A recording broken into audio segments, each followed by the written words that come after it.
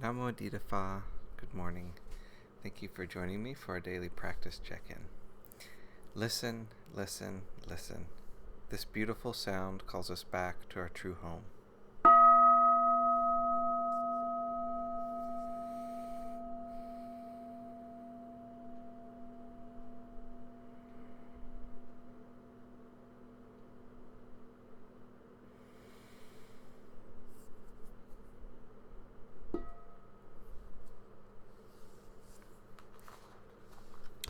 The second mindfulness training.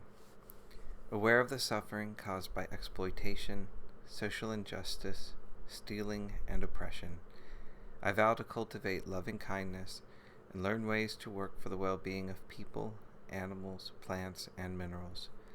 I will practice generosity by sharing my time, energy, and material resources with those who are in real need.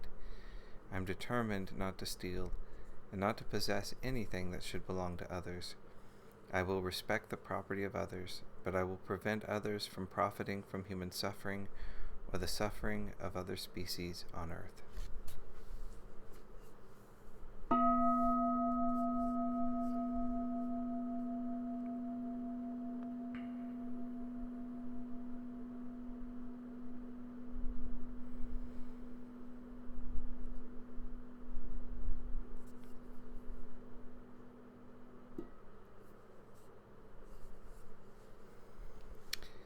This morning we're beginning a new essay in Ajahn Thanisro's book, The Karma of Questions. This one is, When You Know for Yourselves the Authenticity of the Pali Suttas. The Theravada tradition, dominant in Sri Lanka, Myanmar, and Thailand, regards the Pali Suttas as the authentic and authoritative record of the Buddha's own words. When Western scholars, piqued by issues of authority and authenticity, first learned of these claims in the 19th century, they began employing the historical method to test them. And although every conceivable scrap of literary or archaeological evidence seems to have been examined, no airtight historical proof or disproof of these claims has surfaced. What has surfaced is a mass of minor facts and probabilities, showing that the Pali Canon is probably the closest detailed record we have of the Buddha's teachings, but nothing more certain than that. Archaeological evidence shows that Pali was probably not the Buddha's native language, but is this proof that he didn't use Pali when talking to native speakers of that language? The canon contains grammatical irregularities, but are these signs of an early stage in the language before it was standardized, or a later stage of degeneration? And in which stage of the language's development did the Buddha's life fall? Fragments of other early Buddhist canons have been found with slight deviations from the Pali Canon in their wording, but not in their basic doctrines. Is their unanimity in doctrine a sign that they all come from the Buddha himself, or was it in the product of a later conspiracy to remake and standardize the doctrine in line with changed beliefs and tastes? Scholars have proven eager to take sides on these issues, but the inevitable use of inference, conjecture, and probabilities in their arguments lends an air of uncertainty to the whole process.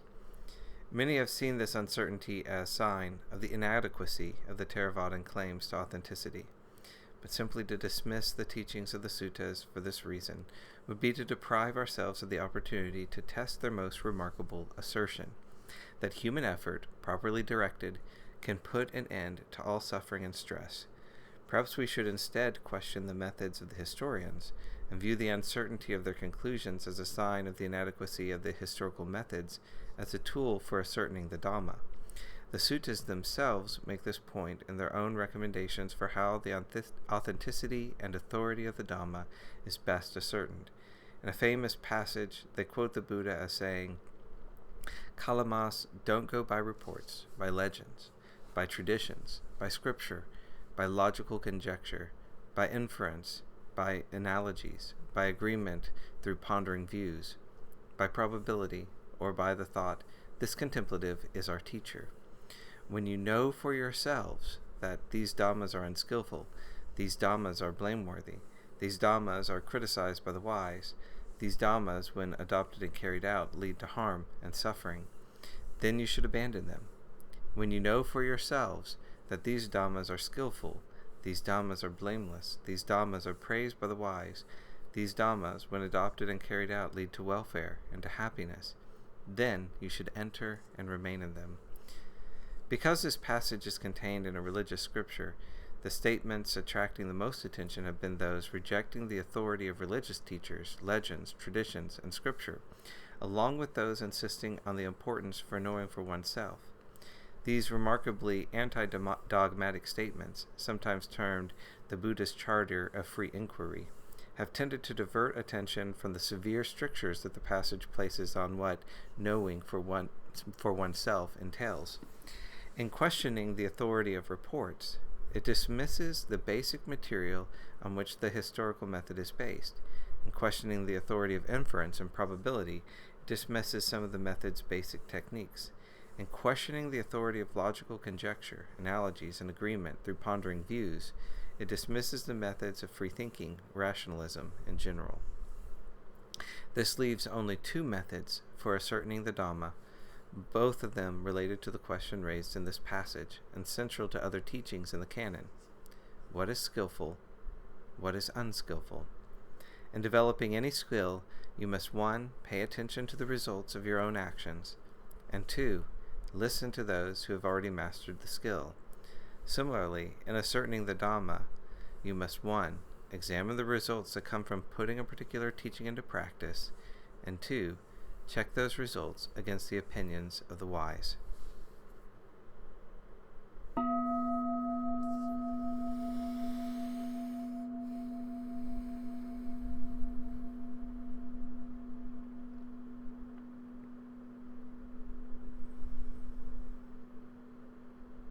May all beings be well.